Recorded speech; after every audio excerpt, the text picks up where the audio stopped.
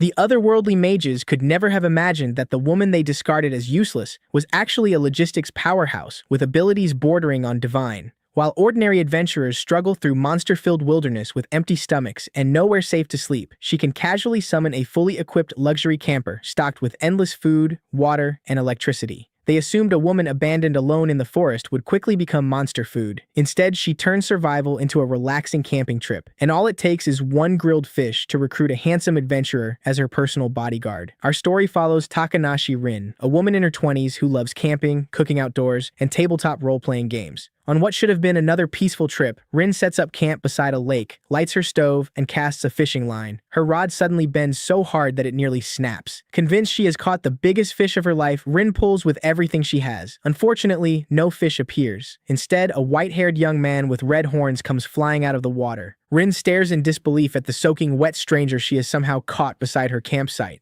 Catching a handsome man instead of lunch is certainly unexpected, but she still remembers to check whether he is alive. After confirming that he is breathing, she drags him to a safe spot and allows him to rest. Then, with the emergency apparently under control, she returns to the milk salmon skewers already releasing an irresistible aroma over the grill. The smell of roasted fish is powerful enough to bring the stranger back to consciousness. He wakes just as Rin bites into a perfectly seasoned piece of rich, tender salmon. Noticing the desperate hunger in his eyes, she offers him a skewer without hesitation. At first, the man accepts it with visible embarrassment. After his first bite, however, all restraint disappears. One skewer becomes 2, then 3, while Rin keeps grilling more and pours in barley tea to balance the rich flavor. By the time the meal is over, the man who nearly drowned has made a miraculous recovery, and the empty plates reveal just how long he must have gone without proper food. Once he has recovered enough to speak, the two finally introduce themselves. The man's name is Vil, an adventurer from the town of Elrage. During a solo mission, he removed his clothes and entered a stream, only for a small monster to raid his belongings and eat every piece of food he had packed. His equipment remained untouched, but hunger eventually pushed him into making a reckless decision. He slipped into the river and was swept downstream until he reached Rin's fishing line. Fortunately, his race possesses an unusually durable body, which is the only reason he survived the violent journey without being seriously injured.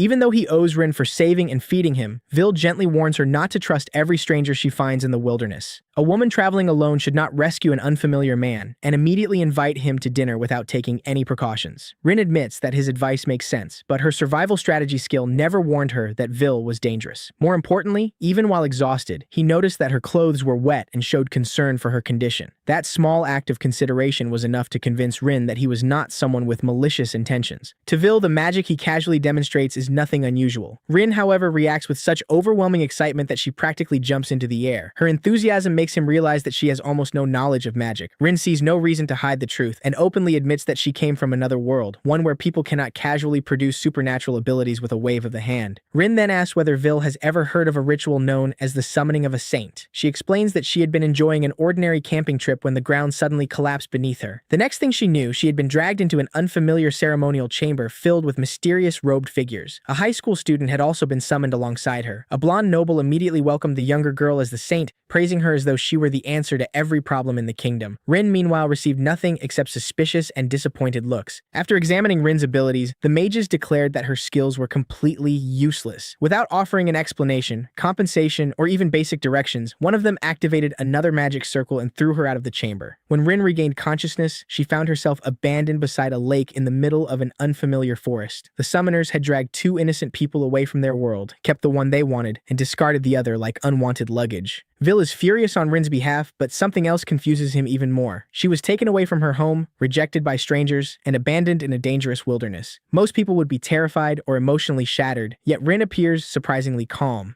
The explanation lies in her survival strategy skill. It automatically helps her body and mind adapt to unfamiliar environments, supplies essential survival knowledge, and warns her whenever danger is nearby.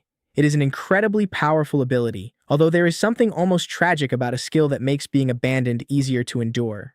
Thanks to survival strategy, Rin has maintained her emotional stability and constructed a comfortable campsite entirely by herself. Vil's eyes light up as he listens. Any adventurer would desperately want an ability that improves environmental awareness, survival knowledge, and adaptability. Somehow, the summoners looked at one of the most valuable exploration skills imaginable and called it worthless. Rin is about to reveal her second ability when Vil's stomach growls loudly enough to interrupt the conversation. The two agree that explanations can wait. Dinner is now the highest priority. Now that some trust has formed between them, Rin decides to reveal her greatest secret.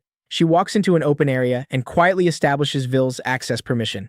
A moment later, an enormous luxury camper appears before them. Rin affectionately calls it Mochan. She explains that it functions as both a miniature department store and a mobile hotel, and only people personally authorized by her can touch or enter it. After receiving permission, Ville steps inside and is immediately overwhelmed by the enormous interior. The vehicle contains a dining area, beds, a bathroom, a fully equipped kitchen, and even a refrigerator. Rin explains that Mochan uses something similar to spatial magic, allowing the interior and storage capacity to be far larger than the outside suggests. Food and essential supplies automatically replenish themselves by absorbing mana from the surrounding atmosphere. Clean water is produced through the same process, while waste is broken down and converted back into mana. It is not merely a camper, it is a completely self-sustaining recycling system. Ville can barely understand how the summoners managed to classify such an ability as useless. Mochan is a mobile fortress with enormous storage, permanent shelter, clean water, and an endlessly replenishing food supply. Used properly, Rin could support an entire military division.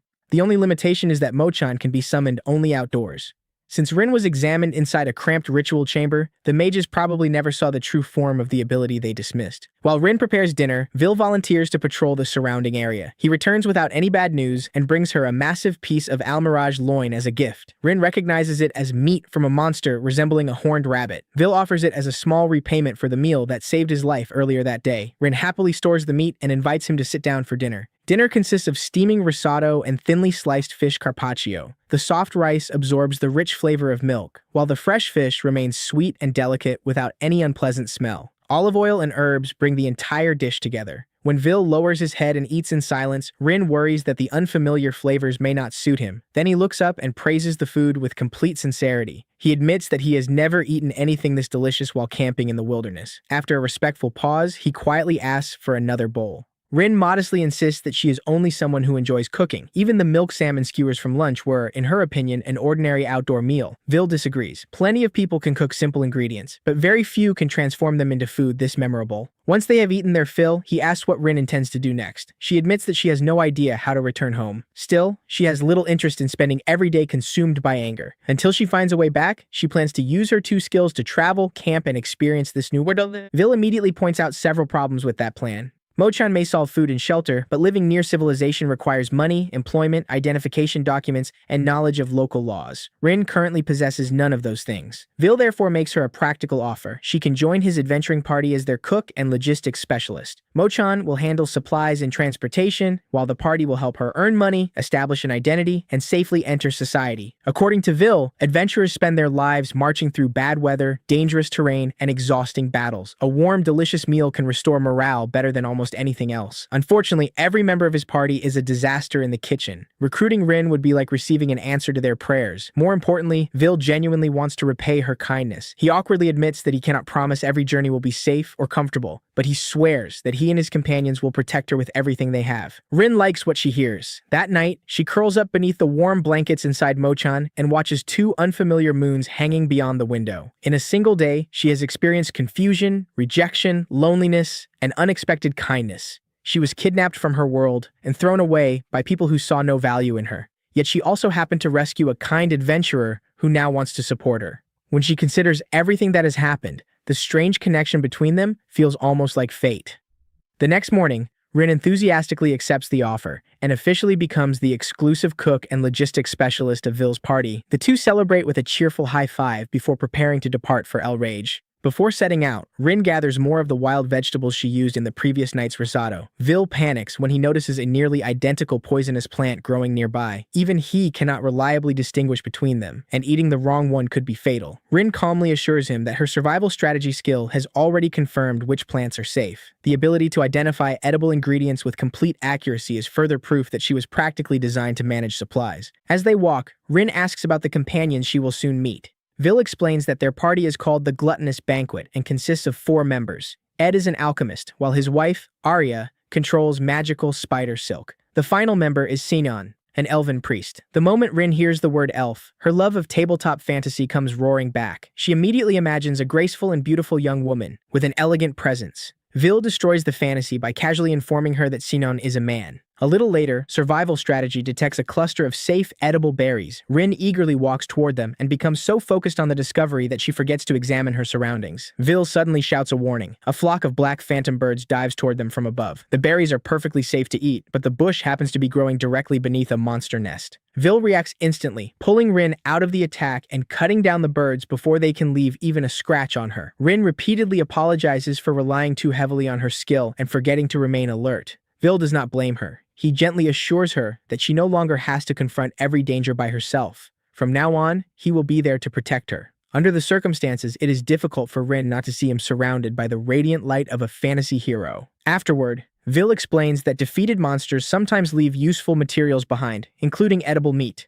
Rin finally realizes that the Almirage loin from the previous day came from the same process. Her abilities may be extraordinary, but her practical knowledge of this world remains close to zero. Traveling with experienced adventurers will help fill the gaps that survival strategy cannot cover. They climb into Mochan and begin driving toward Elraj. At first, Vil doubts that a wheeled vehicle of that size can move at all. When it accelerates faster than any horse-drawn carriage he has ever seen, he falls completely silent. A journey that normally requires 3 days on foot is reduced to less than 3 hours. Mochan also possesses a limited concealment function that prevents it from drawing too much attention. Even so, as they approach populated territory, Vil recommends using a mountain road where fewer people are likely to see them. Even over rough forest terrain, the interior of Mochan remains as smooth and comfortable as if the vehicle were floating. The more Vil experiences Rin's abilities, the more unbelievable they become. He warns her to keep Mochan secret from as many people as possible. Something this valuable could easily attract powerful enemies. Rin agrees, but before the conversation can continue, survival strategy suddenly triggers an urgent danger warning. The warning points directly toward a massive flame bear standing in the road ahead. Fire burns continuously across its fur, and Vil is shocked because this species should not normally appear anywhere near the region. 3 adventurers are already fighting it. Arya throws a huge web of spider silk around the creature's neck, but the flames burn through the threads almost immediately. She slaps her forehead, realizing a little too late that using flammable restraints against a fire monster was not her finest tactical decision. Ed sees Arya losing ground and immediately panics, assuming that his wife has been injured. Seonyeon calmly reminds him that only the silk is burning and that Arya herself is completely unharmed. The familiar combination of personalities allows Rin to recognize them immediately.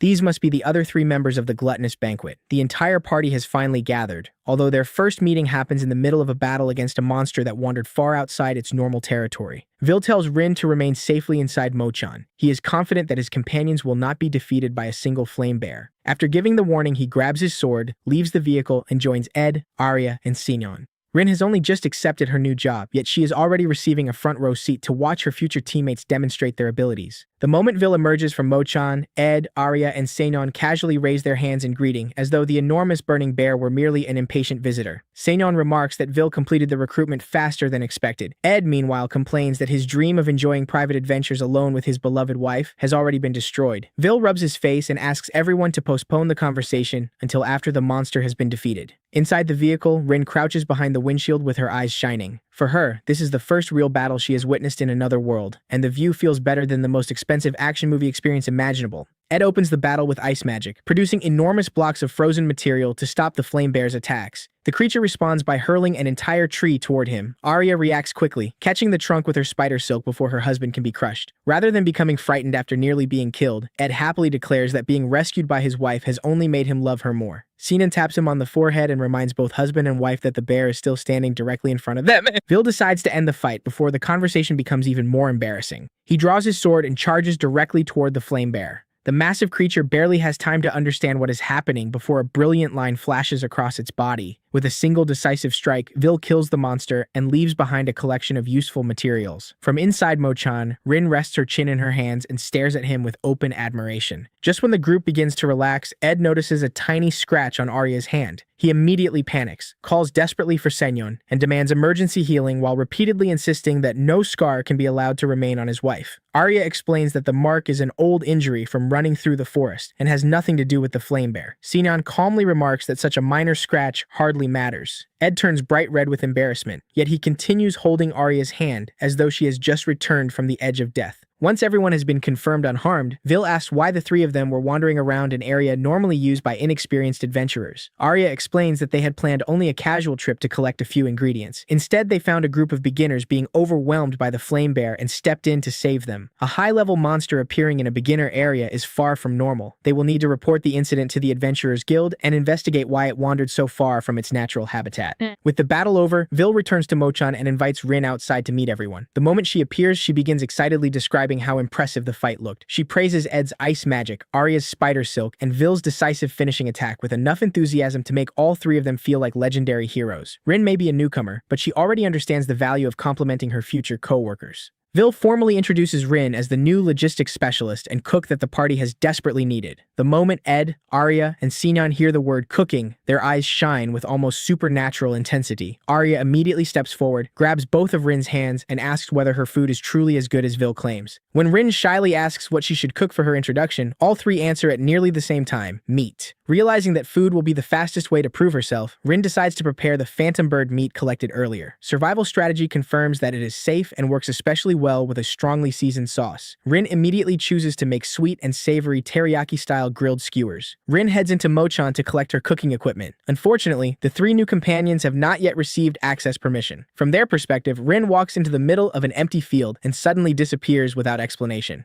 Inside, she quickly slices the phantom bird meat into small pieces, mixes soy sauce, sugar, and seasonings into a glaze, then marinates the meat and threads it neatly onto bamboo skewers. Vil asks whether she has been using invisibility magic simply to collect kitchen tools. Only then does Rin remember that she never granted the others permission to see Mochan. She starts to correct the mistake, but Vil tells her to leave things as they are for a little longer. Watching the others become increasingly confused is far too entertaining. The skewers begin sizzling the moment they touch the grill. The sauce caramelizes over the meat, releasing an aroma that spreads across the entire area. Rin carefully turns each skewer while worrying that the flavors from her world may be too unfamiliar for local tastes. Arya volunteers to try the first piece. The moment she bites into the richly seasoned meat, her eyes light up. Ed, Sinan, and Vil immediately follow her example. The first batch disappears before it has even had enough time to cool. Vil praises the balance between sweetness and saltiness. Ed cannot believe that ordinary monster meat can become something worthy of a celebration after passing through Rin's hands. Sinan eats just as enthusiastically as everyone else. Rin had imagined that an elf might survive on leaves, fruit, and pure forest air. The speed at which Sinan destroys the skewers corrects that misunderstanding immediately.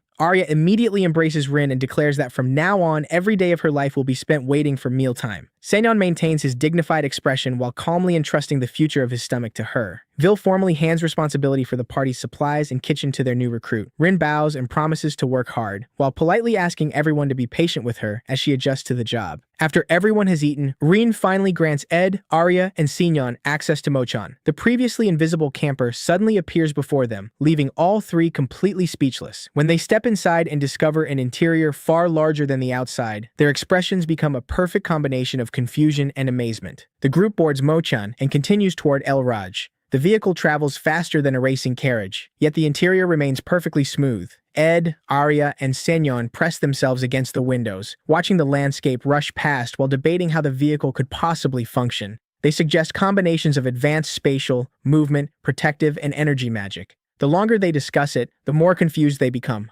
Mochan operates far beyond the magical system understood by the people of this world. Seeing their excitement, Rin quietly asks Vil whether the vehicle should be treated as a closely guarded secret. Vil agrees without hesitation. A mobile base capable of providing transportation, shelter, food, water, and storage would become the target of nobles, merchants, armies, and criminals alike. If powerful people discovered everything Mochan could do, they might start an international conflict simply to possess it. Protecting the secret is therefore the same as protecting Rin's life. Vil then awkwardly apologizes for already reporting some information about Rin to the Adventurers Guild. A summoning from another world may involve matters of national security, so he could not responsibly keep everything hidden. Rin is not angry. She understands that she needs legal identification, income, information about this world, and any possible clue that might help her return home. Remaining completely hidden would only prevent the guild from offering assistance. As they travel, Vil explains that Elrage belongs to a large island nation surrounded by the sea. The country was founded by people who rejected war and searched for a place where different races could live peacefully. Humans, elves, dwarves, and beastfolk crossed the ocean together and built the nation over generations. Because coexistence is part of its history, an inexperienced otherworlder like Rin is far more likely to be welcomed there than feared or rejected. However, Vil warns that the rest of the world is not always so accepting. The island nation trades openly with foreign powers, but remains cautious of kingdoms that still follow rigid feudal traditions. Elrage is also a major center of international commerce, with ships, merchants, and information arriving constantly. If anyone has heard recent rumors about the summoning of a saint, the Adventurers Guild in Elrage is one of the best places to investigate. While Vil discusses international politics and national security, Rin's attention immediately drifts toward the fresh fish markets and enormous selection of seafood she expects to find in a coastal city. Vil laughs and informs her that Elrage is nearly as large as the royal capital. To Rin, that apparently means only one thing, an even greater number of ingredients to explore. Near Elrage, Rin pulls Mochan away from the main road and returns it to her storage space before anyone can notice. The group enters the city on foot.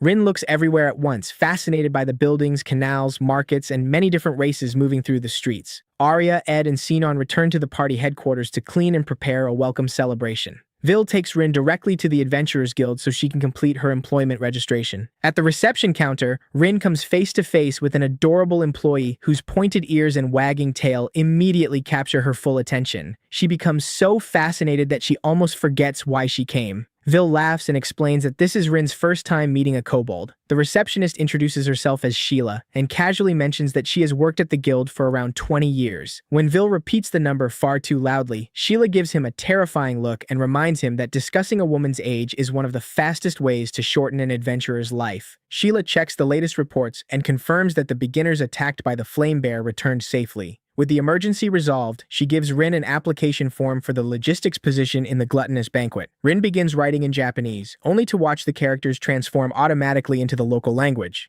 Even more surprisingly, she can read and understand everything on the page as naturally as if she had studied it for years. Once the paperwork is approved, Sheila stamps the application and warmly welcomes Rin to the guild. Vil then explains that they must meet the person in charge. The two enter the office of Guildmaster Tori, a bald man wearing an eye patch who looks more like the leader of a criminal organization than a friendly administrator. The moment he speaks, however, he proves direct, practical, and surprisingly approachable. Tori reveals that the guild has received an urgent intelligence report concerning the summoning of a saint, an ancient ritual believed to have disappeared into legend centuries ago. Tori studies Vil and remarks that he has discovered an exceptionally rare person. Not only did Vil locate someone involved in the summoning, but he also recruited her into his own party before anyone else could reach her. When questioned, Rin tells the truth. She was summoned alongside a younger student. The other girl was welcomed as the saint and taken away by a handsome nobleman, while Rin was declared useless and thrown into the wilderness. To confirm her story, Tori asks permission to examine Rin's status using appraisal magic. Vil immediately objects that a person's status information is private. Rin becomes nervous for an entirely different reason, wondering whether the spell might reveal her weight or financial history. Tori laughs and assures her that his appraisal ability is nowhere near powerful enough to uncover such personal secrets. Relieved, Rin agrees to the examination. A glowing blue status screen appears, revealing that Rin possesses two classes, Otherworlder and Traveler. It also displays survival strategy and the extraordinary Mochan ability. Tori explains that Otherworlder is an exclusive class granted to people who arrive from another world. Such individuals usually receive a random special skill and an additional profession. The result confirms beyond doubt that Rin was summoned from elsewhere. However, she possesses no class, title, or ability connected to being a saint. Vil and Tori can barely hide their admiration as they study Rin's abilities, but the more important question is who performed the summoning and why. Vil explains that the ritual requires an enormous amount of magical energy. A nation would normally attempt it only during a catastrophic war, a monster invasion, a deadly plague, or another crisis threatening its survival. Yet the guild has received no reports of any major conflict or disaster that would justify using such an extreme. Vil then remembers the flame bear that appeared in the beginner hunting area earlier that day. A powerful monster suddenly entering territory far outside its normal range may be an early warning of something larger. Tori agrees that the possibility deserves attention, although a single incident is not enough to connect it directly to the summoning ritual. More strangely, the flame bear Vil defeated appeared much weaker and thinner than a healthy member of its species. Even weakened, the bear remained powerful enough to slaughter inexperienced adventurers. Tori decides they cannot afford to ignore the situation. He assigns the gluttonous banquet to patrol the outer region around Elrage for the near future. They can continue accepting work, but they must remain close enough to respond if more abnormal monsters appear. Vil accepts the mission.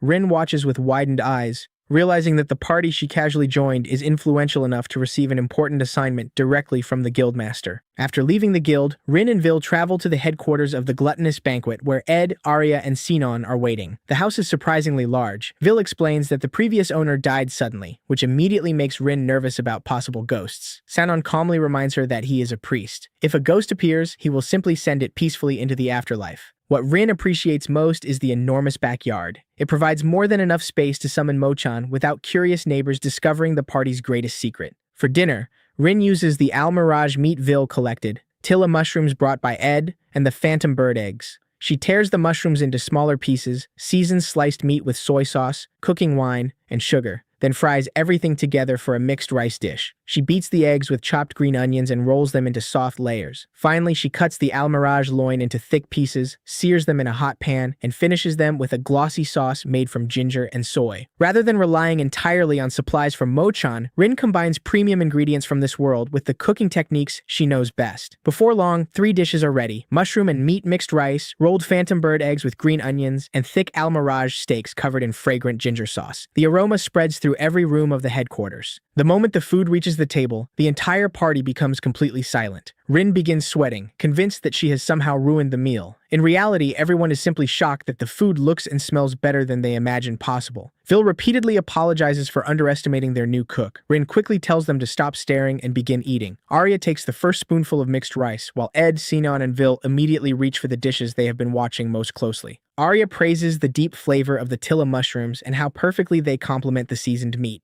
Ed declares that the meal restores his energy as though someone has completely refilled his stamina. Sinon becomes fascinated by the rolled eggs. Their richness is balanced by the fresh flavor and slight crunch of the green onions, keeping the dish light enough to eat continuously. After only 2 bites, the dignified elven priest has already abandoned most of his usual restraint. Vil focuses entirely on the Al-Mirage steak with ginger sauce. The meat is normally unpleasantly tough, yet Rin has somehow made it tender and juicy. The sweet and salty glaze covers every piece, while the aroma of ginger makes it almost impossible to stop eating. Vil finishes his first bowl of rice and immediately requests another. Arya extends her bowl as well. Ed loudly demands both additional rice and more meat. Even Sinon abandons his pride and announces that he refuses to sit quietly while everyone else eats the remaining food. Within moments, the peaceful dinner table becomes a battlefield where every member of the gluttonous banquet fights for one more serving. After receiving a mission to survey the area surrounding Elrage, Vil gathers the gluttonous table to discuss their route. He suggests starting at the coast before circling back toward the city. The moment everyone hears the word beach, however, the entire party forgets the word survey. Ed starts thinking about fish. Sinon remembers that shellfish are currently in season, and Arya immediately decides that lunch must involve seafood. The 4 reach an agreement so quickly that Rin never gets a chance to object. She's only just finished making breakfast, and this group is already scheduling lunch. They clearly live to eat rather than eat to live. Just as they are preparing to leave, a young cat beastman named Rent arrives at the base. He is a member of Lucky 4-Leaf Clover, the beginner party that was attacked by the Flame Bear during the previous incident. Rent bows deeply and thanks them, explaining that without the gluttonous table, his entire party might have been permanently removed from the game. Vil refuses to take all the credit because he was not present when the attack began. He simply says that experienced adventurers helping beginners is only natural. Once Rent and his friends grow stronger, they should offer the same helping hand to the next generation of newcomers. Rin introduces herself as the party's new transporter and cook, then asks why someone so young is already doing an adult's job. She quickly clarifies that she means working as an adventurer. Rent explains that he lives in a church orphanage and accepts missions with his friends to help cover the living expenses. Rin understands that he takes pride in his decision, so she does not look at him with pity. Instead, she brings out a box of homemade Halberry cookies and asks him to share them with everyone at the orphanage. Rent takes 1 bite and looks as though his soul has entered another world. The crisp biscuit and the sweet and sour berry flavor completely overwhelm him. The meeting also helps Rin understand why their current survey matters. Making the surrounding area safer will allow children like Rent to work without constantly risking their lives. The moment Rent runs away, 4 pairs of eyes immediately lock onto the remaining box of cookies. Someone claims to smell something dangerous, another says the scent is driving them insane, and the others demand to know why Rin is pretending she has nothing hidden. Rin hurriedly assures them that everyone still has a share. Only then do the 4 adventurers return to a relatively calm state. the group boards Mochan and leaves the city. They must take a fairly long detour because the magical camper cannot simply appear in the middle of a crowded harbor. Vil apologizes for making Rin drive so far, but she explains that delivering the party safely is exactly what a transporter is supposed to do. Vil points out that an ordinary transporter cannot carry an entire team inside a fully equipped mobile base. Reaching the coast on foot would take almost half a day. Inside Mochan, everyone can eat cookies, admire the scenery, and still arrive far more quickly. When they reach an empty stretch of beach, Vil, Ed, Arya, and Senyon split up to begin the survey. Rin remains beside Mochan to prepare lunch. Before the others leave, she notices their weapons and asks how they carry them so conveniently. Vil explains that each weapon was custom-made and connected to its owner through a magical contract. It can be summoned or stored at will, although such equipment is extremely expensive. Rin also realizes that this world lacks the convenient and widely available item storage found in games. Adventurers must still carry their own supplies and collected materials, which explains why professional transporters are so highly valued. The four adventurers spread out along the coastline. Arya patrols while using her threads to collect shellfish and other edible ingredients. Meanwhile, Rin begins preparing lunch inside Mochan. She cooks rice with squid and tomatoes, then takes out eggplants and fresh fish for the main dishes. Arya returns, but the moment she sees the eggplant, she admits that she does not like vegetables. Rin explains that vegetables help wounds heal, strengthen the immune system, and keep the body functioning properly. At the very least, Arya must eat a small portion, unless she wants to spend the next few days regretting it. Arya reluctantly agrees, wearing the grave expression of someone preparing to consume poison. Immediately afterwards, she uses her threads to pull forward a large fish she caught during the survey. While helping Rin prepare the fish, Arya changes the subject faster than a fillet turning in a frying pan. She asks whether Rin has a boyfriend, and then casually investigates what she thinks about Vil. Rin immediately waves her hands and turns bright red, admitting that it would be difficult to dislike someone as handsome and dependable as him, while firmly refusing to say she has romantic feelings. When Arya tries to push the question further, Rin reverses the interrogation and asks how Arya and Ed originally met. In a matter of seconds, Mochan's kitchen transforms from a lunch station into a highly aggressive interview room. Arya becomes so embarrassed that she looks ready to dig a hole and disappear. Rin then delivers the decisive threat. Unless Arya tells the story, she may lose all motivation to cook, leaving the entire party to eat dirt for lunch. A threat aimed directly at the stomach is more effective than almost any spell. At that moment, Vil, Ed, and Senyon return. After learning that Rin merely asked about their early romance, Ed remarks that Arya is most adorable when she becomes embarrassed. Arya covers her face in defeat, while Rin thanks him for allowing her to witness such a rare version of his wife. The conversation pauses when Ed produces a magical container holding a strange squid he collected as a gift for Rin. She examines it with survival strategy and confirms that it is a suru squid, not only edible but considered a premium ingredient. The others immediately ask what she can make with it. Rin announces that she can turn it into everything from a main course to a perfect drinking snack. The way the gluttonous table's eyes begin shining makes the squid's fate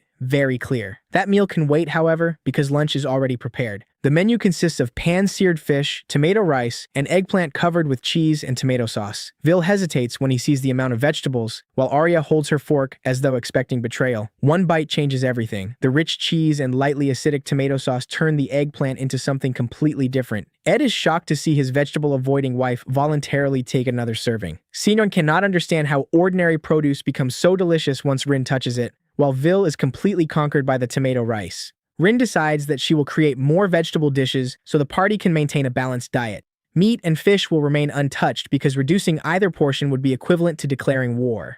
After lunch, Arya asks whether Rin wants any other ingredients. Remembering the suru squid, Rin begins planning bouillabaisse, a fisherman-style seafood stew. With fish, shrimp, crab, tomatoes, and warming spices, the entire pot would become incredibly fragrant. Vil and Ed begin imagining the flavor before she even finishes describing it. Senyon immediately suggests inspecting the nearby waters. Only then does the group remember that the original purpose of the journey was to survey the surrounding region. Before they can reflect on how easily food distracted them, a young adventurer runs over asking for help. Everyone immediately follows, with Rin becoming swept into the formation and running alongside them. At the shoreline, they discover an enormous creature resembling an orca stranded on the sand. Vil identifies it as a prankster, a magical beast with powerful telepathy and a particular fondness for playing tricks on humans. The prankster speaks directly into Rin's mind. It admits that it planned to dive beneath the water, leap into the air, and terrify a nearby adventuring party. Unfortunately, it calculated the launch perfectly and forgot to calculate the landing. The result is an enormous body embedded in the beach, slowly roasting beneath the sunlight while waiting for someone to help. Rin wants to point out that the prank clearly returned to its owner, but the creature hurriedly promises to behave and provide a reward if they return it to the sea. The younger adventurers admit that they lack the strength to move it and therefore came to ask the gluttonous table for assistance. Rin notices that the sun is intense and the prankster's skin is beginning to dry. She asks Ed to create a large mass of water and pour it over the creature to cool it down. The magical beast thanks them dramatically, claiming that its precious skin nearly became sun-dried fish. Vil and the others then gather their strength and begin pushing. Unfortunately, the creature's enormous weight and the soft sand prevent it from moving even slightly. The entire party turns red from effort while the prankster remains in place like a small hill.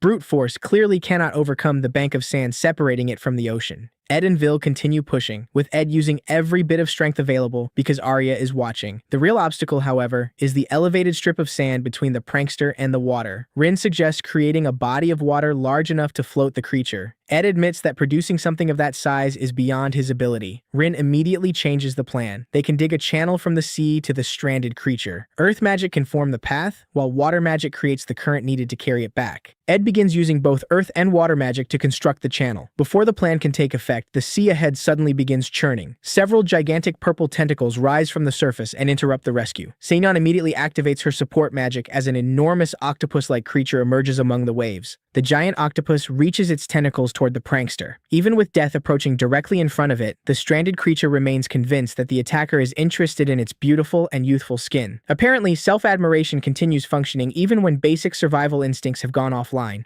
The party immediately divides into two groups. Arya tells Rin to remain with the rescue team while the four adventurers spread out to confront the monster. Rin examines it with survival strategy and discovers that the area between its eyes is the most vulnerable point. She briefly wonders how much sauce would be required if they tried cooking something that large, then immediately calls Vil and directs him toward the weakness. People from the shore arrive carrying shovels and begin digging a trench between the prankster and the sea. Others continuously pour water across its body. Rin grabs a bucket and joins them. The scene resembles an entire village attempting to rescue a ship stranded on land. The trench is still unfinished and the prankster has not stopped praising itself. Rin finally mutters that at this rate, she might as well drop the bucket and turn the giant octopus into crispy Tatsuda age. The moment food is mentioned, the party's fighting spirit rises dramatically. Seonyeon suggests grilling the tentacles on skewers. Ed complains that the meat will probably be tough and smell unpleasant. Vil only needs to imagine Rin transforming it into something delicious before his expression becomes far more serious. Their motivation to rescue the self-proclaimed sea deity has suddenly received an additional dinner-related enhancement.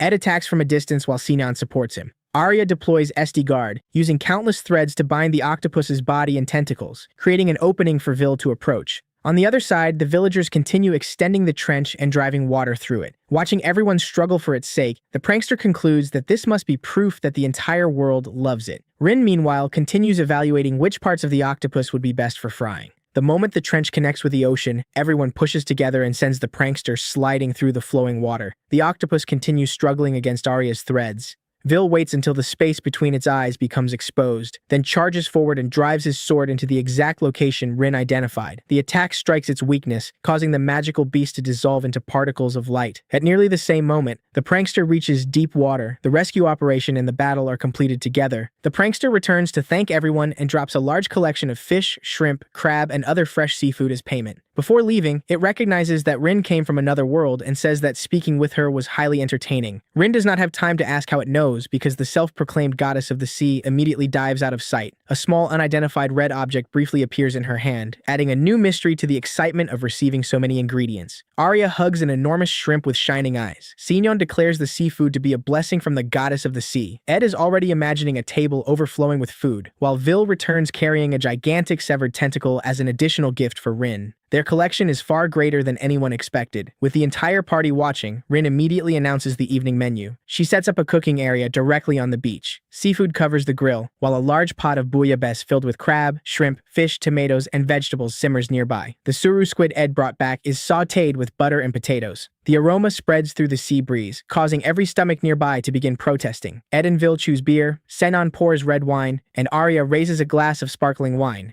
Rin sticks to barley tea because she still has to drive Mo-chan. A cook may love preparing a feast, but the person responsible for transportation cannot forget her duties. Vil raises his cup and reminds everyone that they saved the prankster thanks in large part to Rin's ideas, skills, and support. She quickly waves away the praise and insists that it was a group effort. Ed and Seinon agree that the new member has already made their missions easier in many ways, not only inside the kitchen. Arya embraces Rin and thanks her for turning a day of fieldwork into something so comfortable and enjoyable. Vil sincerely says that he is glad they met. After once being rejected as useless, hearing genuine recognition from her new companions makes Rin's face turn bright red. She becomes so emotional that she cannot immediately think of an answer. Vil, Ed, Arya, and Seinon raise their cups and officially welcome Rin as a member of the gluttonous table. Rin reminds everyone that she still has to drive, so she will celebrate with her extremely powerful barley smoothie instead. Beneath the golden light of sunset spreading across the ocean, the five clink their glasses to celebrate the successful completion of her first mission. The party continues devouring the seafood stew, and even the members who normally avoid vegetables admit that the dish tastes far better than expected.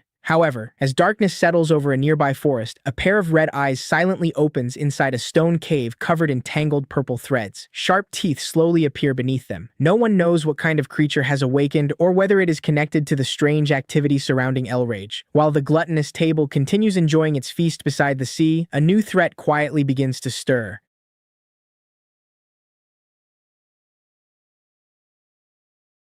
The price of celebrating Prankster's rescue with an enormous seafood feast is that the entire gluttonous banquet party does not drag itself back to headquarters until nearly the following morning. Arya is still stretched across the couch with her head resting on Rin's lap. An alarm clock may fail, but the stomachs of this party appear to be permanently connected to Rin's kitchen. The moment the aroma of grilled seafood and hot stew spreads through the room, Arya springs upright as though launched by a hidden mechanism. Her body may be exhausted, but missing breakfast prepared by Rin is simply not an option. The honest reaction makes Rin so happy that she gains even more enthusiasm for cooking. Meanwhile, Vil eats while planning their next move. Once breakfast is finished, they will visit the Adventurers Guild and report everything that happened along the coast. Rin asks to accompany him so she can search for information about the Saintess summoning ritual. Before either of them can even leave the table, Sheila kicks open the door and storms inside like a hurricane. She calls for every member of the gluttonous banquet with panic written across her face. Vil assumes the receptionist has come to demand their overdue report, but Sheila announces that an emergency has occurred. The peaceful domestic atmosphere disappears instantly, replaced by the urgent rhythm of professional adventurers preparing for danger. Inside Guildmaster Tori's office, the group learns that a wild dungeon has suddenly appeared in the forest near Elrage. Dungeons forming naturally is not unusual, but they normally produce advanced warning signs such as gathering miasma, disturbances in the Earth's magical flow, or visible distortions in space.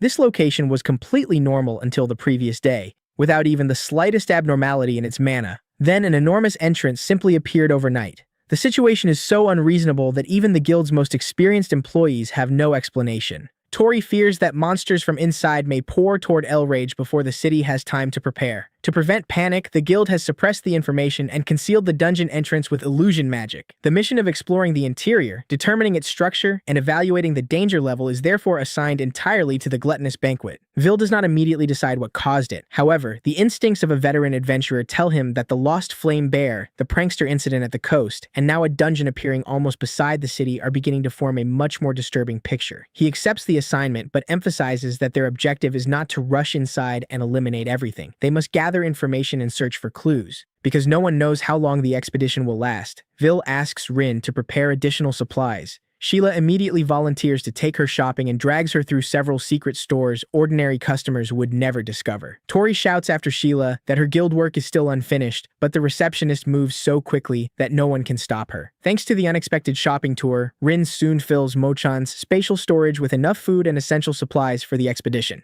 At the city gate, Rin appears in a brand new outdoor outfit, prompting Arya to immediately call her adorable. Even more noticeable is the shining red accessory on Arya's forehead, resembling a miniature third eye. She demonstrates its ability by sensing Vil and Seinon approaching from behind without turning around. All five members quickly leave the city. The farther they travel, the more nervous Rin becomes. A dungeon appearing this close to a populated area is frightening. Vil places a reassuring hand on her shoulder and reminds her that they are investigating precisely so the danger can be stopped before it becomes a disaster. She does not have to carry the responsibility of protecting Elrage by herself. His warm words help Rin regain her confidence, and she promises that both she and Mochan will provide every bit of support they can. After only around 15 minutes of walking, the party reaches the site. The incredibly short distance makes Rin understand why the guild reacted with such urgency. Seinon removes the concealing illusion, revealing a dark cavern entrance extending deep into the cliff. Arya sends glowing threads inside to investigate. She confirms that the passage is wide and that she cannot currently sense any enemies nearby. Ed suggests using Rin's Mochan to travel through the dungeon more quickly, but Vil immediately refuses. If their only objective were eliminating monsters, speed would be useful. This mission requires them to examine every trace they find. Driving directly into the depths could make them miss evidence or rush into a trap. Vil places himself and Arya at the front, Rin in the center, and Ed and Senyon behind her. The completely protective formation makes Rin feel guilty because she cannot contribute directly during combat. Vil immediately rejects that idea. A transporter is supposed to be protected. An army cannot function without supplies, and Senyon reminds her that everyone will depend on Mochan whenever they stop to rest. Arya insists that without Rin, the mission might have to be abandoned halfway through. Ed tells her to take her time becoming accustomed to adventuring. After previously being dismissed as useless by the foolish summoners, receiving such sincere recognition nearly brings Rin to tears. She steadies herself and walks confidently into the dungeon at the center of the formation. Cold blue light covers the tunnel walls. Sinon notices an unusually sweet floral scent, and Arya predicts that flower lizards are waiting ahead. These monsters disguise their heads as brightly colored blossoms to lure prey closer. When the petals open and reveal reptilian faces with long tongues, Rin immediately moves closer to Vil. Ed refuses to let the monsters approach. He raises one hand and instantly changes his magic to the fire element. Transparent blocks trap each creature separately before flames erupt inside and incinerate them within seconds. Ed explains that the species is extremely weak against fire. Isolating them and burning them is enough. Rin remains outside the fight and uses survival strategy to confirm that their meat is edible before collecting the materials. For a brief moment, she notices a strange golden outline surrounding the packaged meat, but it disappears before she can understand what it means. At that moment, a small winged shadow dives from above. Rin instinctively raises her arms and catches the creature against her chest. Vil immediately warns her not to touch unknown creatures carelessly. Fortunately, it is only a young wingrynx, an animal resembling a wildcat with large wings growing from its back. At this age, it is not considered particularly dangerous, and there is no sign of its mother nearby. Rather than resisting, the creature calmly rubs its head against Rin. Hearing its stomach growl, she offers it some flower lizard meat. Survival strategy displays information again, but this time, it does not recommend turning the animal into food. Rin breathes a sigh of relief. No matter what the skill might have said, she could never place something this round and adorable on the menu.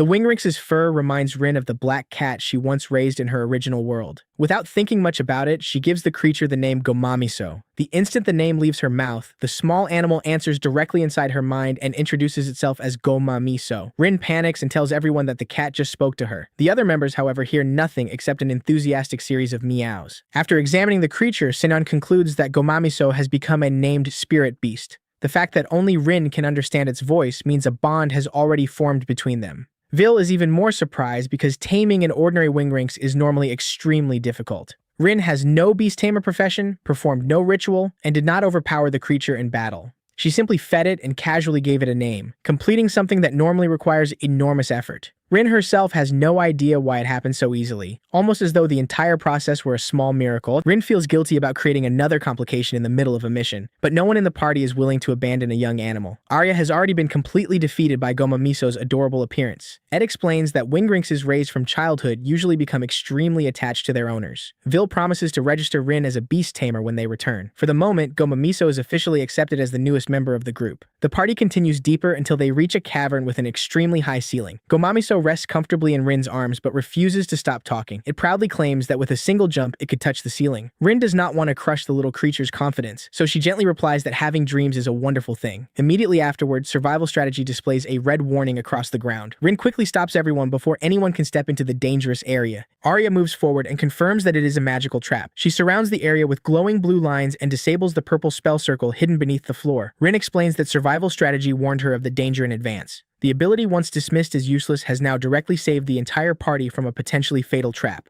The moment the trap is neutralized, Gomamiso's fur rises. It bares its teeth and growls toward the darkness. The reaction immediately places everyone on alert. Ed orders Rin to move back. Holding the small spirit beast, she retreats behind the others and summons Mochan. Vil asks Senyon to prepare defensive magic, and a protective layer of energy quickly surrounds the party. From the darkness emerges a cockatrice with the head of a chicken and the tail of a snake. Vil orders Rin not to open the vehicle under any circumstances. She must remain inside with Gomamiso. As Rin nervously watches through the window, survival strategy produces another message. Not only is cockatrice meat edible, it is apparently considered exceptionally delicious. Her fear barely has time to develop before her instincts as a cook kick it straight out of her mind. While the others prepare for battle, Rin is already wondering which cut would be best for their first meal inside the dungeon. The cockatrice opens its beak and lets out a loud cock-a-doodle-doo.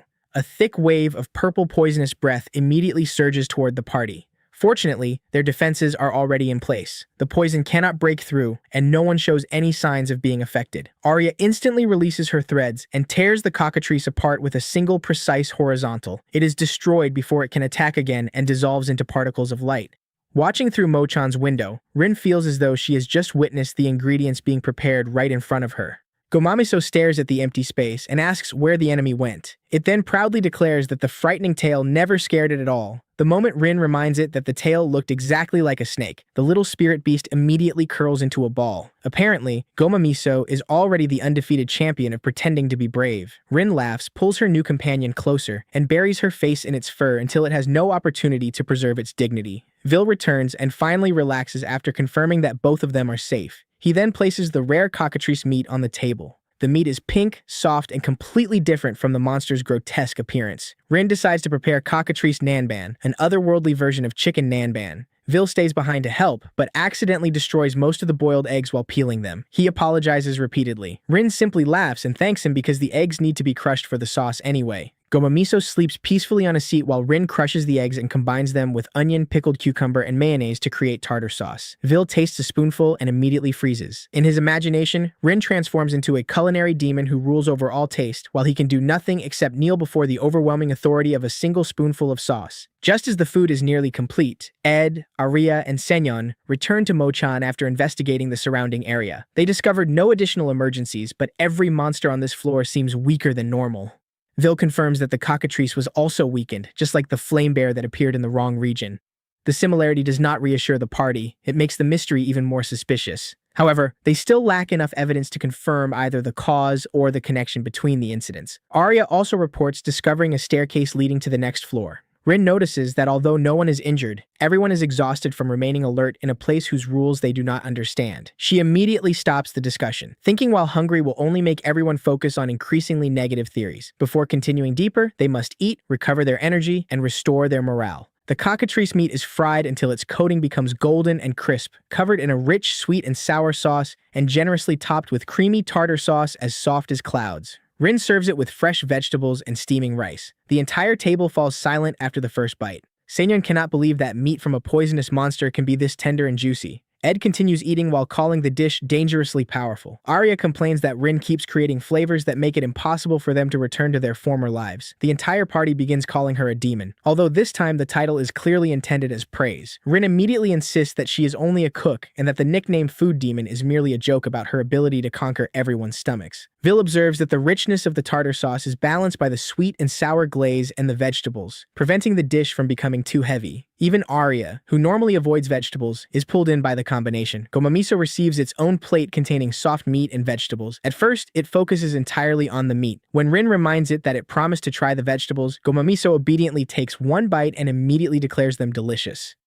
Watching this, Arya cautiously tries some as well. She eventually turns red and admits that vegetables taste much better than expected when eaten with meat and sauce. Ed is delighted that his wife has voluntarily eaten vegetables. However, when Rin translates Gomamiso's compliment toward Arya, he suddenly appears ready to compete with a small cat for her attention. Senyon reminds him that becoming jealous of Rin's newly adopted spirit beast will not help him mature. Everyone around the table laughs. Rin quietly watches her companions enjoying themselves and realizes that at some point, without even noticing, she naturally became part of the gluttonous banquet. The meal does not solve the mystery of the dungeon or return the monsters to normal. However, it restores the party's strength and clears their minds before they continue deeper.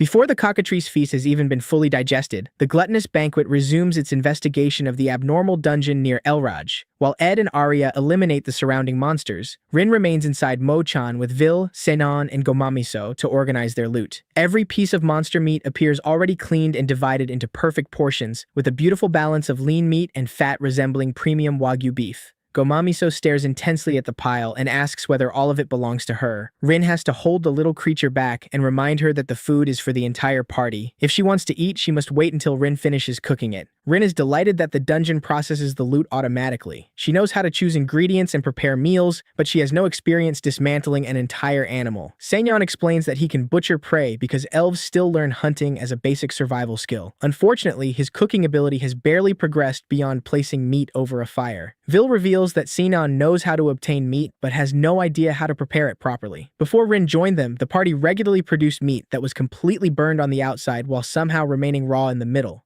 Gomamiso casually announces that she can eat raw meat, forcing Rin to warn her seriously that not every type of meat is safe without proper preparation. Ed and Arya return carrying several bags of loot containing meat, eggs, and various other ingredients. Rin worries that they must have fought far too many battles, but Ed says they mostly treated it as an opportunity to spend time together. The real reason is that every monster on the floor was abnormally weak. Their appearances were still intimidating, but their combat abilities had clearly deteriorated, just like the fire bear that wandered into the beginner area and the cockatrice they recently defeated. Such a large supply of ingredients should have been excellent news, yet both Vil and Signon remain concerned. The same phenomenon has now appeared among several species and in multiple locations, proving that the dungeon is concealing a problem whose cause remains unknown. The party does not immediately blame the Saintess summoning ritual or any particular individual. They simply agree to continue deeper and search for evidence. After leaving Mochan, the party enters a vast green grassland beneath a perfectly clear sky. The grass beneath their feet, the wind against their faces, and the surrounding trees all feel as real as a promised land, despite the fact that they remain deep underground. Arya and Ed explain that the area seems to have been created through a combination of materialized illusions and spatial magic. The region has physical boundaries, but its two ends have been connected into a closed loop. Anyone who fails to recognize the trick could continue walking indefinitely, repeatedly returning to the same place while believing they were still moving forward. Using her ability to sense magical energy, Arya discovers several concentrated mana points scattered across the grassland, preventing the group from becoming completely lost. Rin compares the structure to a game and suggests that destroying those points may weaken the artificial space and reveal a path to the floor below. It is only a theory, but it remains their most reasonable direction of investigation.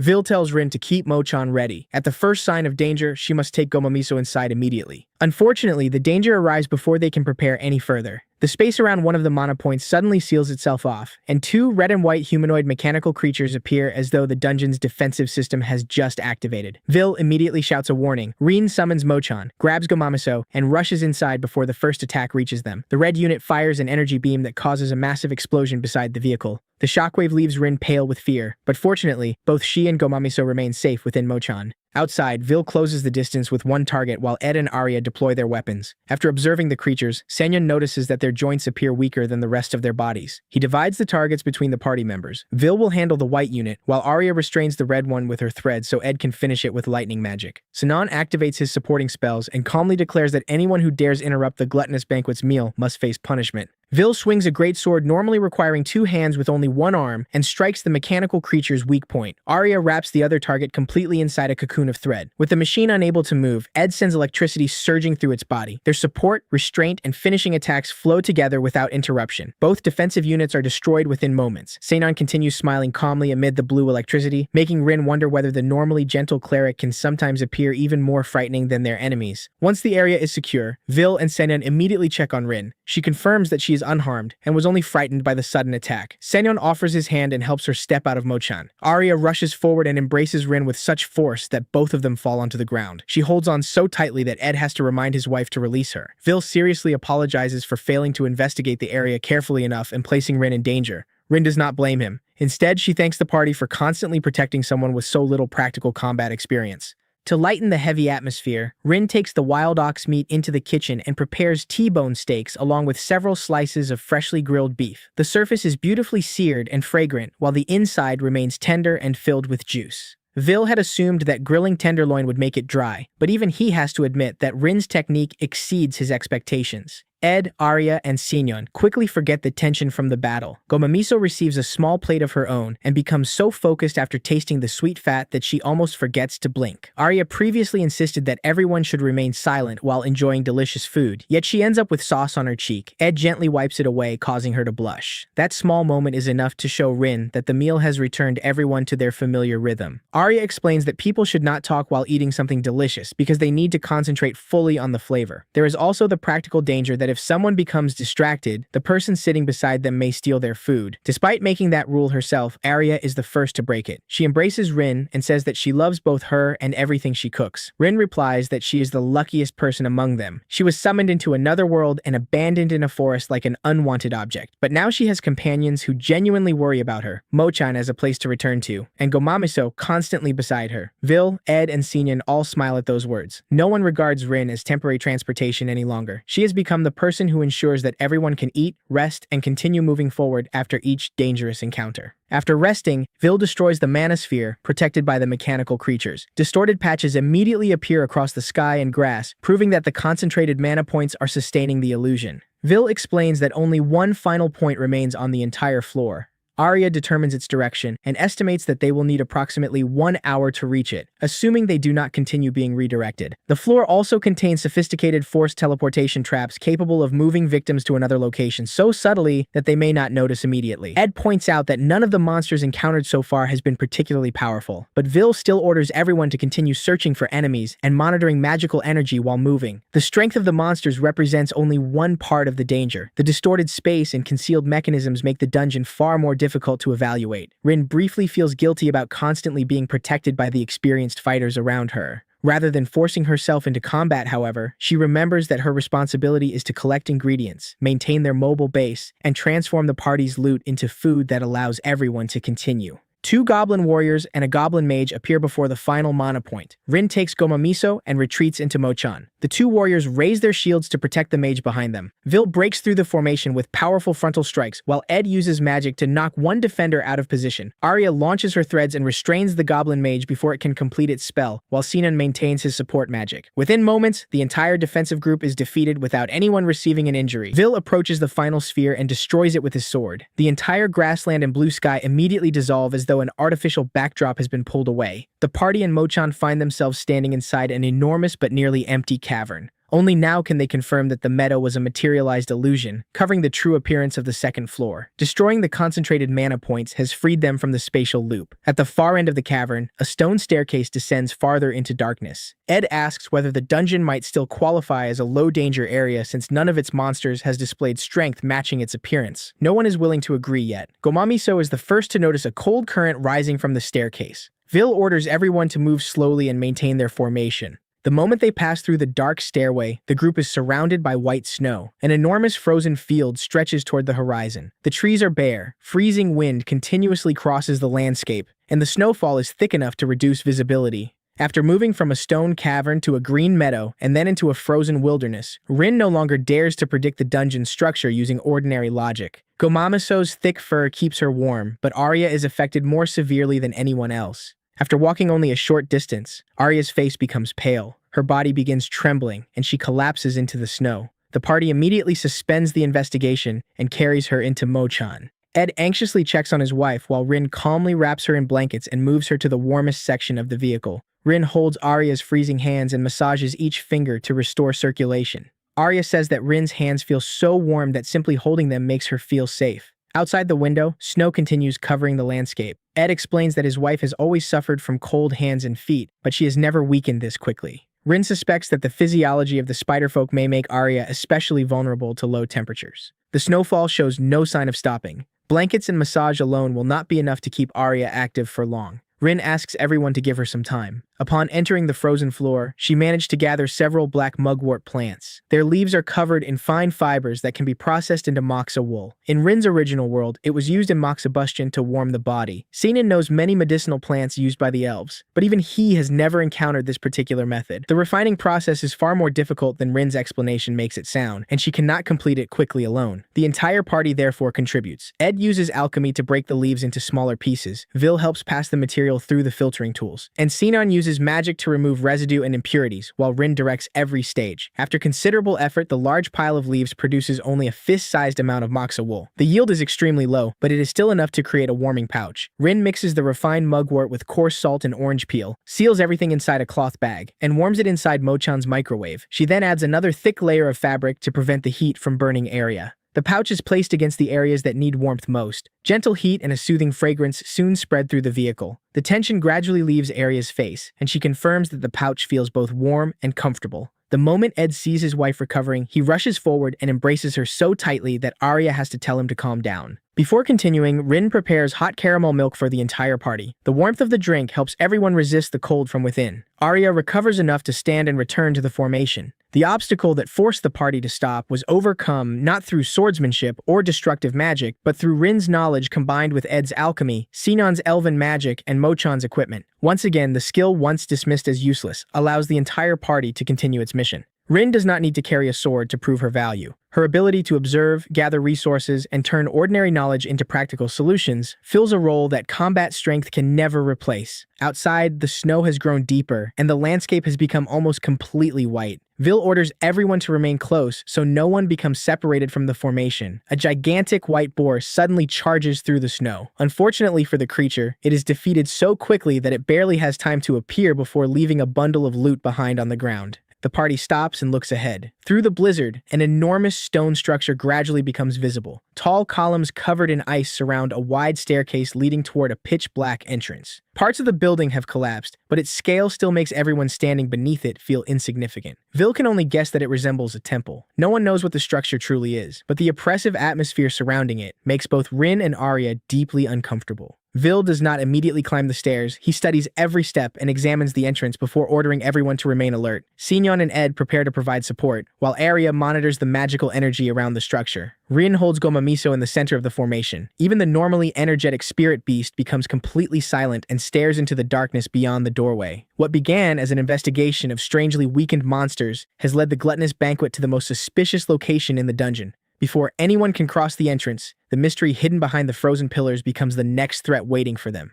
The moment the gluttonous banquet enters the stone structure in the middle of the snowy floor, they realize it is completely different from every area they explored before. The corridors are dark and unnaturally silent, and not a single monster has appeared since they entered. Vil immediately notices how strange that is. Ed also doubts that a structure this enormous was built without a purpose, while Rin holds Gomamiso tightly against herself.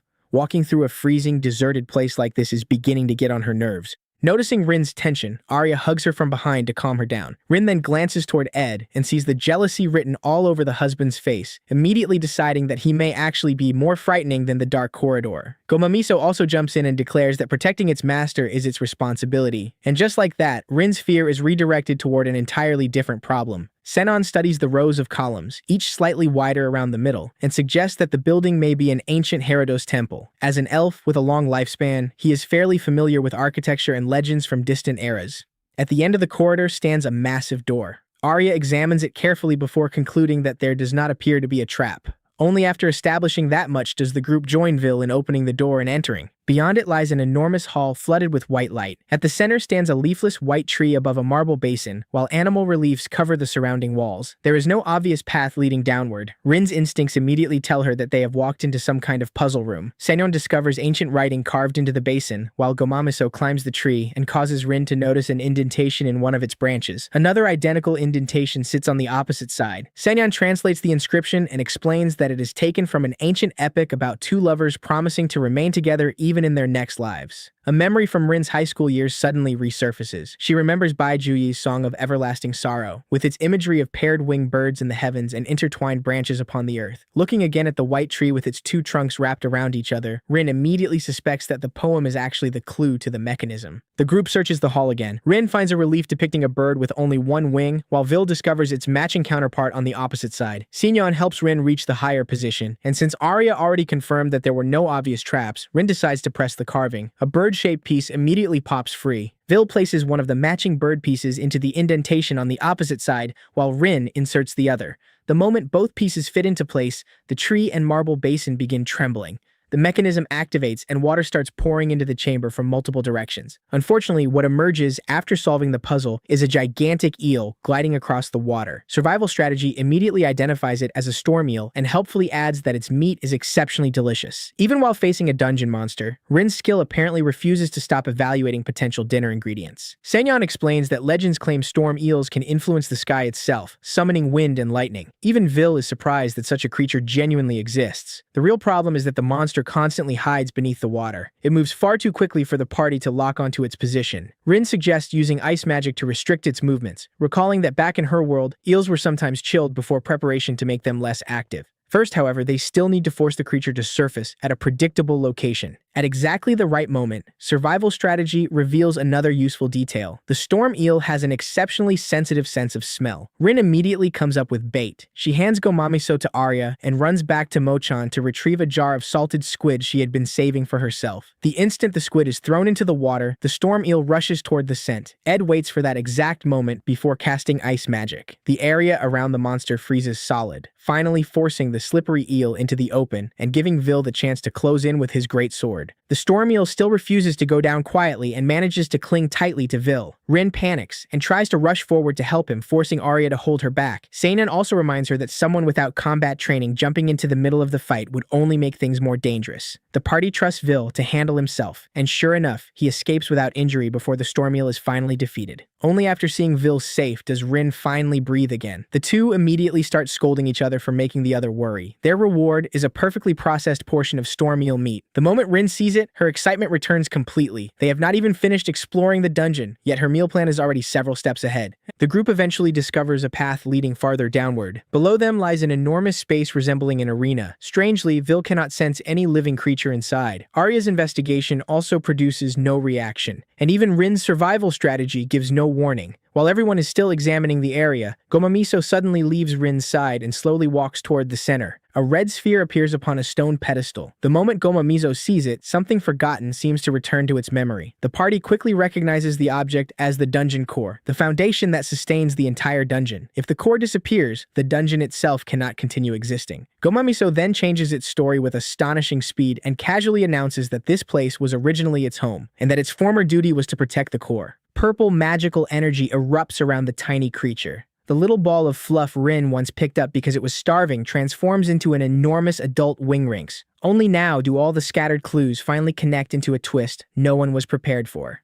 Gomamiso is the dungeon boss. Vil immediately draws his sword in caution. Rin refuses to believe they may actually have to fight, while Gomamiso itself looks completely confused about why everyone has suddenly started pointing weapons at it. Gomamiso calmly announces that its old responsibilities belong to the past, and that it has no intention of continuing to protect the core. Before anyone can even process what is happening, the dungeon boss effectively resigns from its job and smashes the red sphere itself. No one ordered it to do so, and neither Rin nor Vil devised some plan to exploit their companion. Gomamiso independently chooses to abandon its former duty and destroy the core with its own paws. The sphere cracks apart as red magical energy explodes outward. Gomamiso shrinks back into its familiar form and declares that it wants to continue traveling with Rin. After spending the entire expedition solving traps and fighting monsters, the gluttonous banquet conquers the dungeon because its final boss suddenly remembers its old job and decides to quit. The instant the core shatters, the entire hall begins shaking and rocks start falling from above. Just as Gomamiso explained, the dungeon is losing the foundation that maintains it and has begun collapsing. Vil immediately orders everyone to move. Rin grabs Gomamiso and runs after the others, while the former boss who just personally destroyed its workplace still finds time to demand that its beloved master carry it during the evacuation. The group escapes safely and returns to El Raj. Gomamiso is taken to the Adventurers Guild for registration. The moment Sheila prepares to stamp the paperwork, Gomamiso panics because it mistakes the seal for an injection. Sheila has to explain that no needle is involved. She is also surprised to discover that Rin can understand the spirit beast's speech and remarks that Rin might have the talent to become an excellent beast to mare. Rin has no intention of changing professions just because she happened to pick up an unusual companion. She still wants to remain the gluttonous banquet's transporter, handle logistics, and cook for everyone.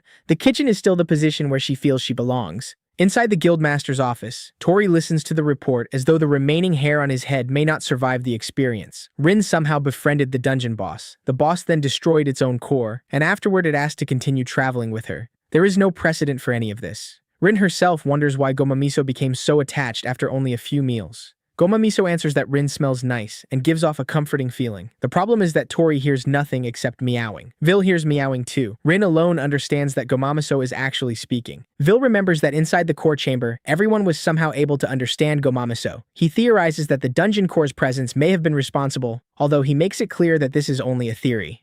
Rin meanwhile continues translating Gomamiso's repeated compliments about how pleasant she smells. Apparently, Gomamiso was originally forbidden from leaving the area containing the core, but it wanted to explore the world anyway and wandered off. Eventually, it became so hungry and weak that Rin found it barely functioning and fed it. Fortunately, survival strategy did not decide to classify Gomamiso as a potential ingredient at the time. Vil explains their connection in terms of spiritual resonance or matching magical wavelengths. Rin interprets that much more simply. They just naturally get along. Gomamiso, meanwhile, has already decided they are soulmates. Tori quickly drags the conversation back toward the larger problem. The abnormal dungeon and Rin's experience of being summoned and discarded have gone far beyond anything a local guildmaster can handle alone. Vil therefore decides that they should return to the royal capital and seek advice from an older brother he trusts. Only now does Rin discover that Vil even has a brother, and specifically, a half-brother. Vil explains that his brother always treated him kindly while they were growing up, and there has never been any personal hostility between them. In fact, his brother was originally expected to become the family heir. The problem comes from their respective births. Vil is the son of the legal wife, while his older brother was born to his father's lover. Because of that, certain people around the family wanted Vil to replace him as successor. Vil never had any interest in the succession struggle. Exhausted from being dragged into a conflict he never wanted, he eventually left home and chose the life of an adventurer instead. The moment the subject of returning home comes up, Vil's expression visibly darkens. He admits that without the current situation, he might never have willingly gone back for the rest of his life. Tori does not pressure him into traveling to the capital. Rin also does nothing more than support the idea of seeking someone who might help them understand what is happening. Their journey to the royal capital will therefore serve two purposes: continuing the investigation and forcing Vil to confront a part of his past that he deliberately left behind. It promises to be an emotionally complicated trip. Before departing, Vil wants Ed, Arya, and Sinan to know Rin's full circumstances. She agrees and explains how she was dragged into a Saintess summoning ritual, judged to be useless, and then abandoned directly in the wilderness. None of the party members distances themselves from her afterward. Ed simply says that at least the summoning nation did not keep Rin and exploit her until she was completely exhausted. Sinan remarks that because those people mistakenly dismissed her as worthless, the gluttonous banquet was fortunate enough to gain her instead. He also admits that from Rin's perspective, being ripped away from her original home remains a genuine tragedy. Arya quietly stays beside her and offers comfort. The group then compares Rin's story with the legends surrounding the Saintess. Records claim that a summoned Saintess will destroy monsters and bring peace to the land. Looking only at the recent series of disasters, it would be easy to imagine that some nation became desperate after monsters began appearing everywhere and revived an ancient summoning ritual in search of salvation. Rin, however, suddenly realizes that everyone has been assuming the timeline in the wrong order.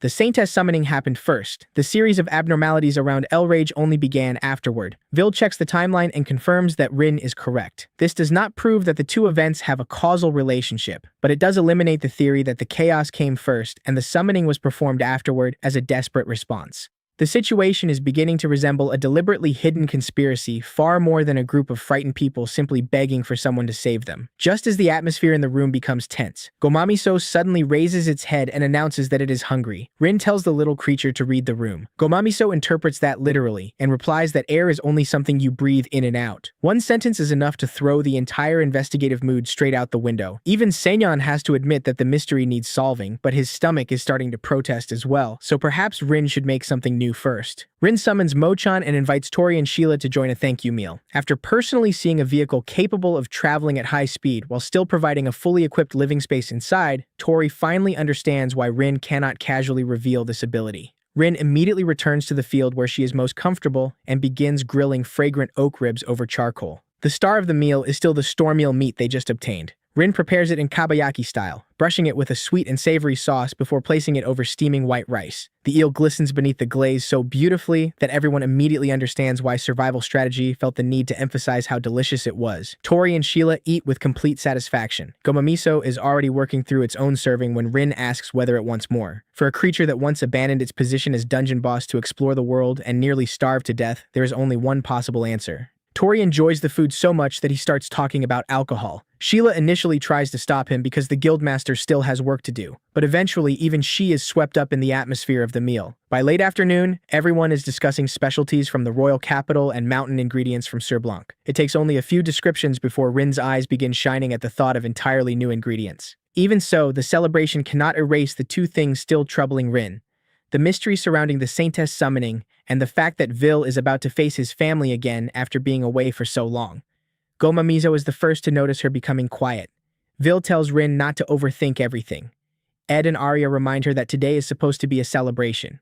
Seonyeon raises his cup and points toward the achievement directly in front of them. This is the first dungeon Rin has truly conquered together with her companions. More importantly, she has proven beyond doubt that her abilities are genuinely useful. Thinking back on the ancient temple, the paired winged bird puzzle, the battle against the storm eel, and the moment Gomamiso made its own choice before the red dungeon core, Rin finally begins to relax. She was once abandoned in the forest as though she were completely unnecessary, yet her first real dungeon expedition ends with every member of the party returning safely, a new spirit beast refusing to leave her side, and companions who are ready to continue walking forward with her. Early in the morning before leaving Elraj, Rin drags Vil and Gomamiso to the market to stock up for the journey to the royal capital. They are supposedly shopping for necessities, but the moment Rin reaches the fish stalls, her chef brain takes over. That one would smell amazing pan-seared. This one would be perfect grilled with sauce. The ingredients are still lying on ice, yet in Rin's head they are already steaming on the dinner table. Perched on her shoulder, Gomamiso stares at the entire row of fish and asks whether they can eat all of them. Rin is just about to lecture the little one about being greedy when she catches herself staring at several more stalls. Like owner, like spirit beast. One sees food and immediately asks to eat it. The other sees ingredients and immediately starts planning recipes. Vil, meanwhile, never once tells them to hurry. Considering he is about to return to the one place he clearly does not want to visit, it is starting to look like he intends to squeeze every last minute he can out of Elraj. His mouth says they need to leave. His feet keep finding reasons to wander around the market.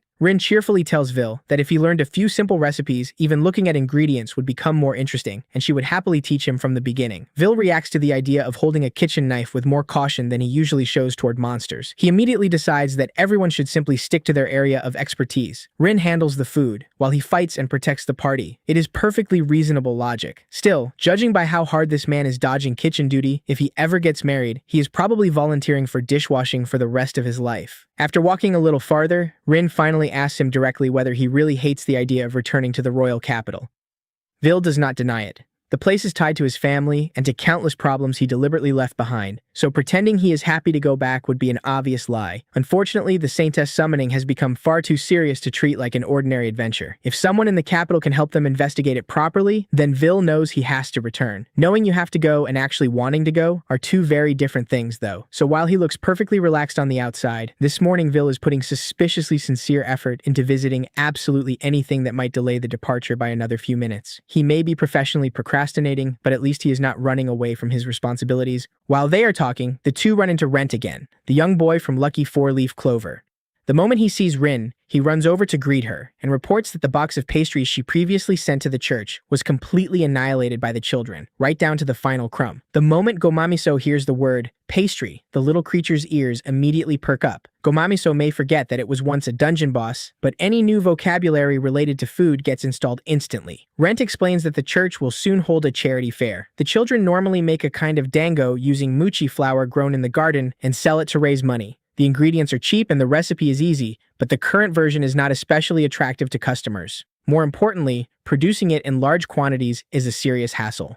Rin is still hesitating because the party is supposed to leave tomorrow when Vil tells her that if someone is clearly struggling right in front of them, they might as well help a little. Very heroic words. Placed next to his extended sightseeing tour through the market earlier, however, Rin is beginning to notice that Vil becomes remarkably charitable whenever helping someone happens to keep him in Elraj a little longer. Still, Rent genuinely needs assistance, so their shopping trip transforms into a mobile cooking consultation. Rent leads them back to the church, where permission to use the kitchen has already been obtained, allowing Rin to start experimenting without worrying about causing trouble. Back at the church, Rin and Vil are introduced to Rian, a lion beast folk woman, before Rent begins demonstrating the current recipe. Traditional mochi dango is made by mixing the flour with water, kneading it into dough, rolling it into balls, then wrapping the cooked dumplings in dill leaves and serving them with honey. It is simple enough. Rin takes one bite and immediately understands the problem. Mochi flour has a pleasant nutty flavor of its own, but the texture is heavy and sticky, becoming even harder to portion as it sits. Frying improves the taste, but it consumes too much oil, and asking children to spend hours around a hot pan is obviously a terrible idea. Baking each batch is safer, but still requires constant attention. Making a few portions would be manageable. Making enough for an entire fair would be a nightmare. So instead of merely adjusting the flavor, Rin changes the entire approach. The new recipe needs to be inexpensive, simple enough to mass produce, easy to shape in large batches, capable of baking many portions at once, clean to hold without sticking to the hands, and stable even after sitting for a while. The requirements remind her of a chewy snack from her old world, leading to the creation of Pondek. Rin sifts the mochi flour together with wheat flour, mixes in cheese, then gradually adds fresh milk so the dough does not clump. Rent is kept right beside her to watch every step. The goal is not for Rin to cook everything for them today. By the time she leaves, the children need to be able to make it themselves. Once the dough reaches the right softness, it is divided into small portions and rolled into balls. The process is simple enough that even the younger children can help. An entire tray goes into the oven, and before long, the pale dough has transformed into golden pondik.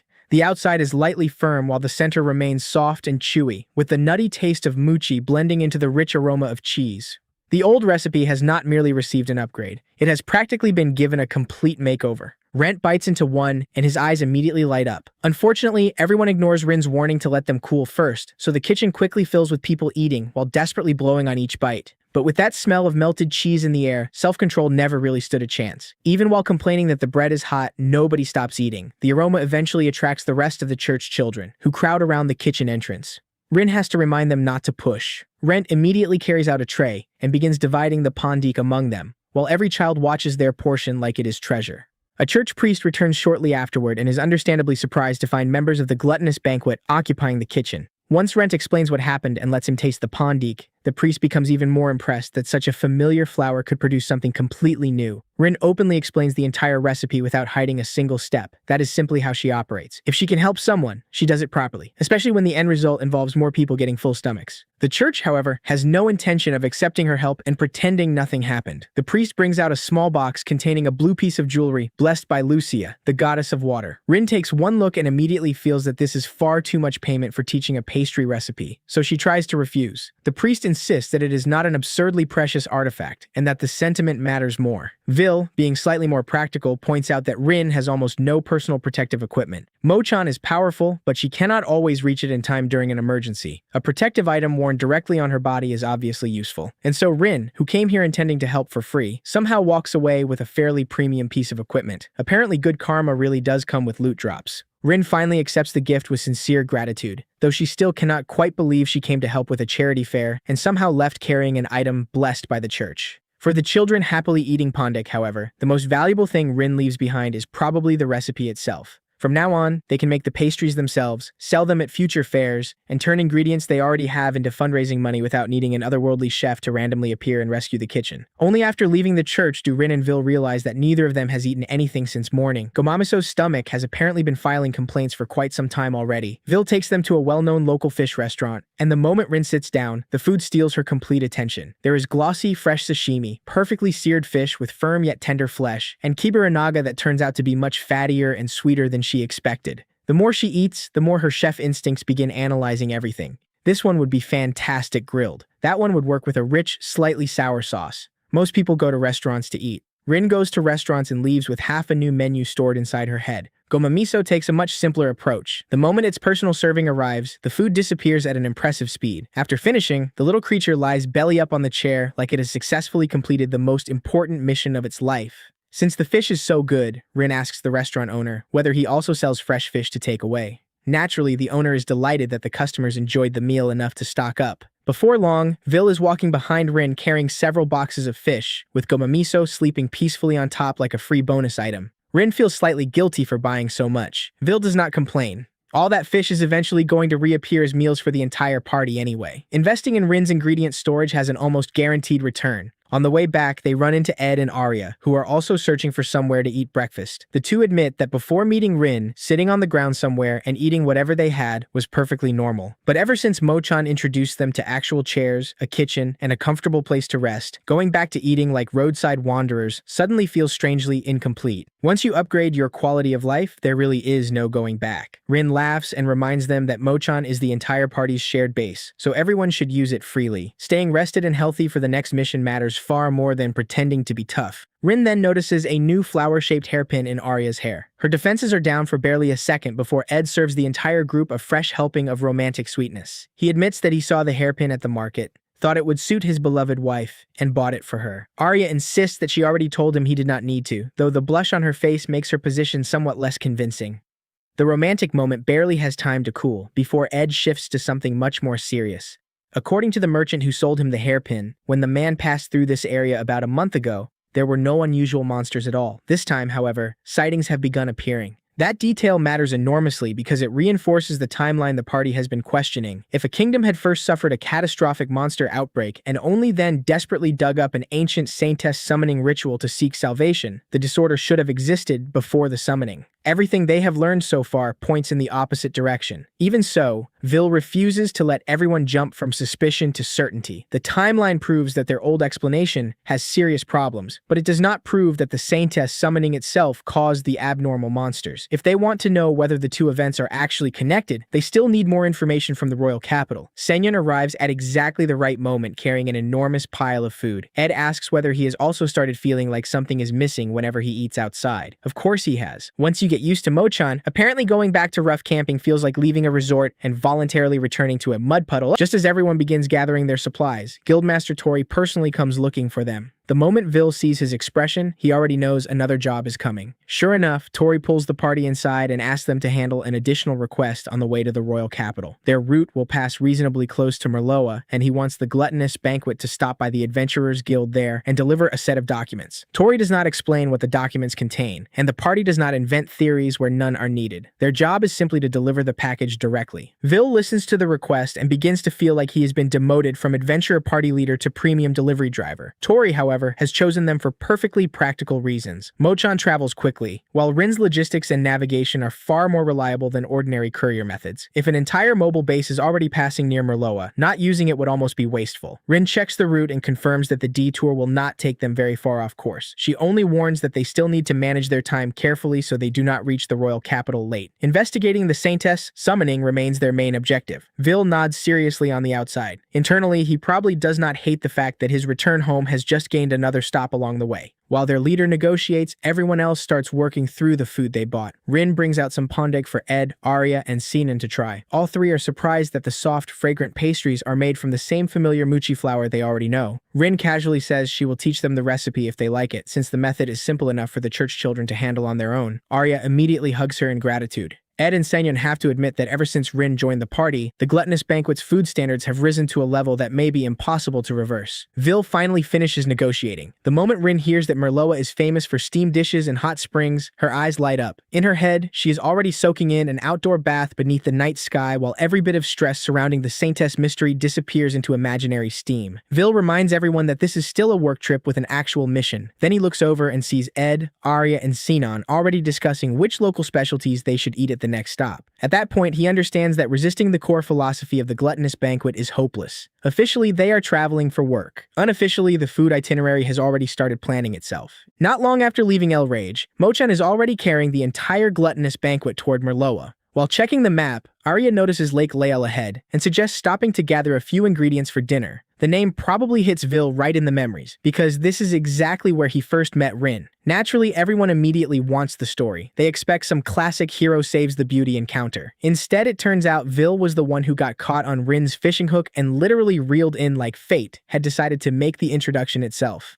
Vil can only endure the teasing for so long before inventing an excuse to patrol around the lake. Ed and Sinan watch him leave while barely holding back their laughter. The man can face monsters without changing expression, but mention the time a girl fished him out of a lake and he retreats instantly. Rin and Arya bring their fishing gear down to the shore. Gomamiso immediately offers to jump into the water and stir up the fish for its master, but Rin holds the little creature back, saying they only need the former dungeon boss if something truly huge bites. Right on cue, the fishing rod bends almost in half and nearly pulls Rin straight into the water. Arya grabs her just in time. The surface of the lake erupts as an enormous creature launches itself into view, and survival strategy identifies it as a mad otter with the extremely important additional label, premium quality ingredient. Sinan recognizes it immediately. Back in the Elven lands, mad otter is even considered highly nutritious. Evening is approaching, so Vil orders the party to make camp. He and Sinan patrol the surroundings while Rin, Arya, and Ed handle the cooking. The monster that nearly dragged Rin face first into the lake is lying neatly on the chopping board less than an hour later. At this point, creatures living near Rin should probably learn the real law of nature. Losing a fight is one thing, but having survival strategy add the word delicious is much worse. Dinner consists of stewed mad otter and hot rice topped with golden milk salmon roe. Rin first soaks dried mushrooms and saves the fragrant liquid for the broth. She places the fatty side of the meat against the pan to render the fat, then uses that same oil to saute potatoes, onions, and vegetables. Arya once looked at vegetables like they were her natural enemy, but Rin has completely converted her by now. The mushroom-soaking liquid goes into the pot next, followed by the meat, which is left to simmer slowly until tender. Once darkness settles over the campsite, everyone begins eating.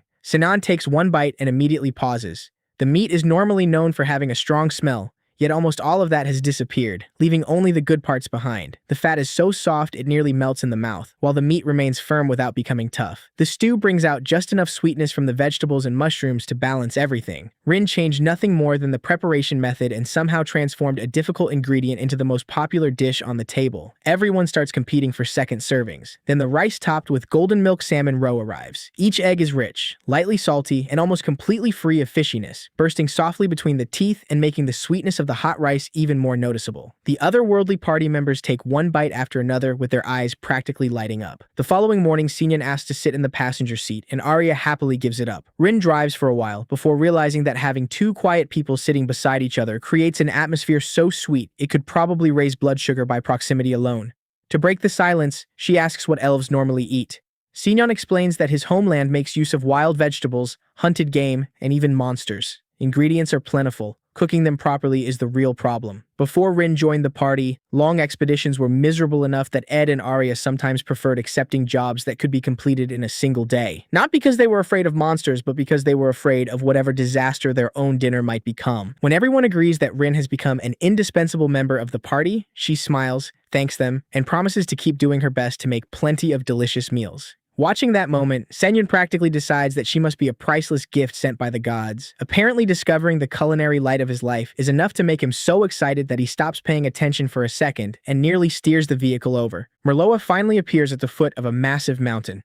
The moment the party enters town, they behave exactly like the gluttonous banquet should. Instead of asking about the job first, they immediately find somewhere to sample the local specialties. The dish brought to their table is steamed rainbow longtail bird. Normally, it is eaten with spring salt, a regional seasoning concentrated from the local hot spring water. Unfortunately, the restaurant has run out and can only offer herb salt instead. Rin does not complain, although Arya looks slightly disappointed. Even with the substitute seasoning, however, the white bird meat is tender and juicy, while the skin has a pleasantly chewy bite. The herb salt still makes it delicious, even if everyone knows the proper version would probably be one step better. Only after eating their fill does the party visit the Adventurers Guild to complete Tori's request. The person receiving the documents is Eiju, Guildmaster of Merloa, a tough-looking red-haired woman, whose exhausted expression immediately suggests that the past few days have been anything but peaceful. Eiju confirms that all correspondence from Elrage has arrived, then immediately asks whether the gluttonous banquet can spare a little more time. The shortage of spring salt is not caused by delayed deliveries. Recently, tremendous roars have repeatedly been heard around the source of the spring, and eventually people discovered that a monster had occupied the entire area. The Merloa Guild has already sent several parties to deal with it, but almost all of them were driven back. Whatever is up there has been beating adventurers senseless and sending them straight back down the mountain. As a result, access to the spring has been completely blocked. Merloa has been developing itself around food tourism, and spring salt is one of its signature products. If this continues, the problem will not stop at a few restaurants losing a specialty dish. The livelihoods of the entire town could start suffering. One monster has basically parked itself on top of the source and shut down the entire supply chain.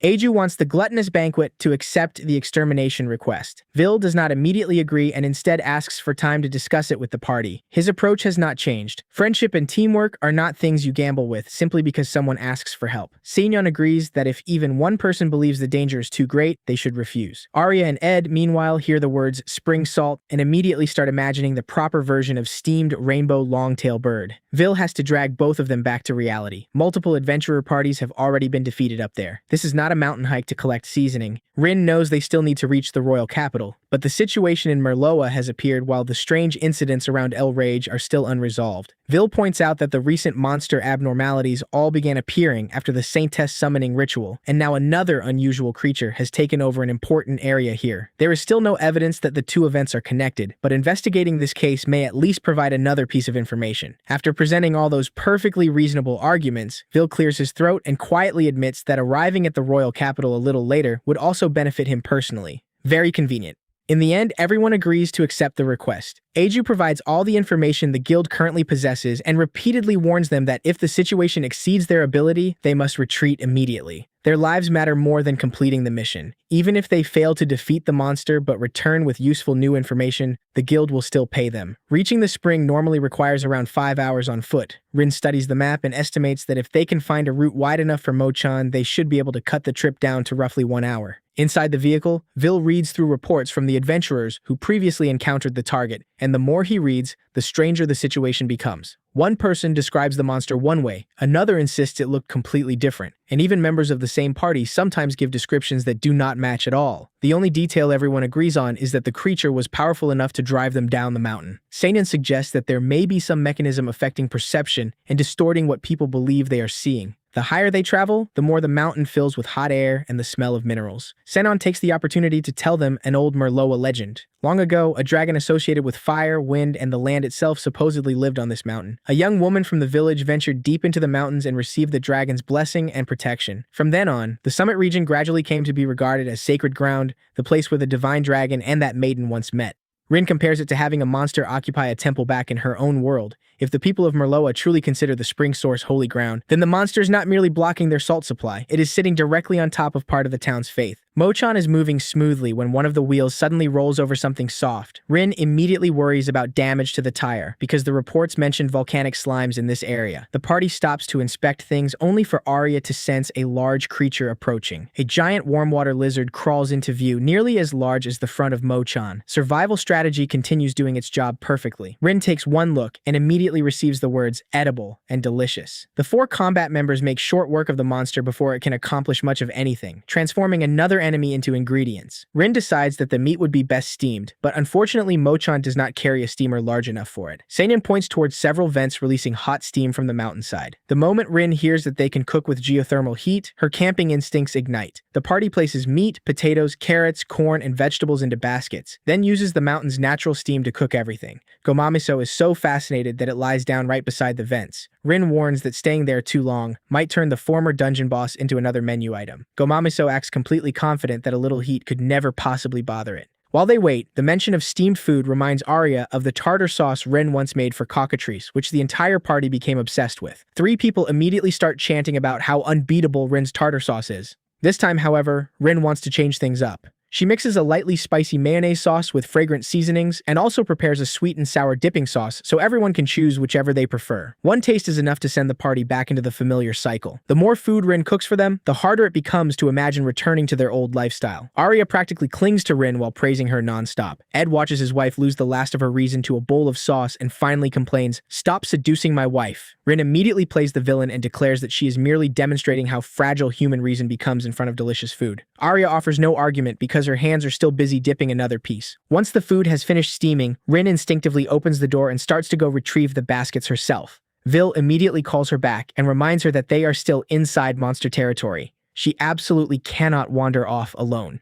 Rin stops short, suddenly remembering exactly where they are. Unfortunately, the realization comes 1 second too late. A powerful gust of wind suddenly crashes down from overhead. A massive white shape dives out of the sky. Its talons close around Rin's body and lift her clean off the ground. Vil draws his sword and gives chase almost simultaneously, while Gomamiso panics and flies after its master. But the dragon beats its wings and carries Rin higher, opening the distance so quickly that the rest of the party has no chance to stop it. Rin loses consciousness while being carried away. When she finally wakes, the first things she notices are comfortable warmth and the unmistakable smell of sulfur. Something is gently rubbing against her cheek. Still half dazed and unsure where she is, Rin slowly opens her eyes and finds an enormous white dragon standing directly in front of her. The real shock, however, comes from the first thing it says. The dragon calmly remarks that she finally woke up, then complains that the servant sent to attend to it took far too long to arrive. With an opening line like that, it certainly sounds as though someone arranged this situation in advance.